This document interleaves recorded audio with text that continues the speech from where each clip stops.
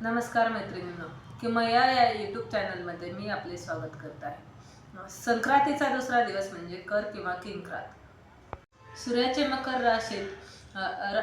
राशीमध्ये होणारे संक्रमण प्रवेश म्हणजे एक प्रकारचे संक्रमण आहे आणि या संक्रमणाचा दुसरा दिवस म्हणजे कर किंवा करी दिन म्हणून आपण पाळला जातो।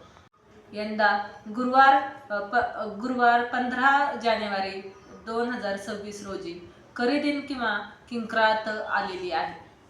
करी दिनाच्या दिवशी कोणतेही शुभ काम करायचे नाही। यामागे एक पौराणिक कथा आहे।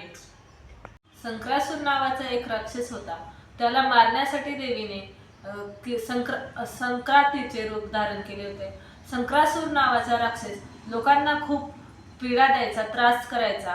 त्यामुळे देवीने त्याचा वध संक्रांतीच्या दुसऱ्या दिवशी केला होता। या संक्रांती देवीने संक्रासूर राक्षसाला ठार केले आणि लोकांना सुखी केले। संक्रासूर राक्षस हा लोकांना खूप त्रास द्यायचा। संक्रासूर राक्षसाला ठार केल्यापासून प्रजा त्याच्या चाचातून मुक्त झाली, त्रासातून मुक्त झाली। किंक्रात ही वाईट गोष्टींवर मात करण्यासाठी साजरी केली जाते। या दिवशी कोणतेही शुभ काम केले जात नाही। या दिवशी वाईट गोष्टींचा आपल्याला त्याग करायचा असतो। किंक्रातीच्या दिवशी आपल्याला कोणत्याही प्रकारचे शिळे अन्न खायचे नाही। घरातील केर कचरा काढून आपल्याला स्वच्छता करायची आहे। वाईट गोष्टी आपल्याला या दिवशी घराच्या बाहेर काढून टाकायच्या आहे। किंक्रातीच्या दिवशी लांबचा प्रवास टाळायचा आहे। कोणाचीही फसवणूक करायची नाही, खोटे बोलायचे नाही, कोणाशीही वादविवाद करायचा नाही। किंक्रातीच्या दिवशी महिलांनी केस धुवू नये। संक्रांतीच्या दिवसातले कुंकू केसात आहे म्हणून महिला त्या दिवशी केस धुतात, पण हा एक दिवस संक्रांतीचे कुंकू तसेच केसामध्ये ठेवायचे आहे।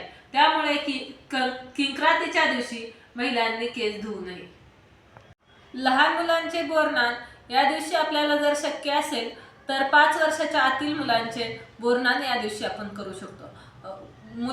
मुलांमधील किरकिर करण्याचे जे प्रमाण असते ते कमी होते आणि वाईट एनर्जी मुलांमधील निघून जाते। मुलं जर सतत आजारी पडत असतील तर या दिवशी दृष्ट मुलांची नक्की काढावी। यामुळे मुलांची किरकिर दूर होते, आजारपण दूर होते। करीच्या दिवशी किरकिर घरामध्ये करू नये, वादविवाद करू नये। किंक्रातीच्या दिवशी कोणत्याही प्रकारचे दान करू नये। किंक्रातीच्या दिवशी महिलांनी हळदी कुंकूही तसे करू नये। हळदी कुंकू हे संक्रांतीपासून ते रथसप्तमीपर्यंत केले जाते, पण किंक्रातीला कोणतेही शुभ काम करायचे नाही, म्हणून किंक्रातीला आपण हळदी कुंकूही वर्ज्य करावे। व्हिडिओ पूर्ण पाहिल्याबद्दल धन्यवाद। व्हिडिओ आवडला असेल तर लाईक करा, शेअर करा, सबस्क्राईब करा।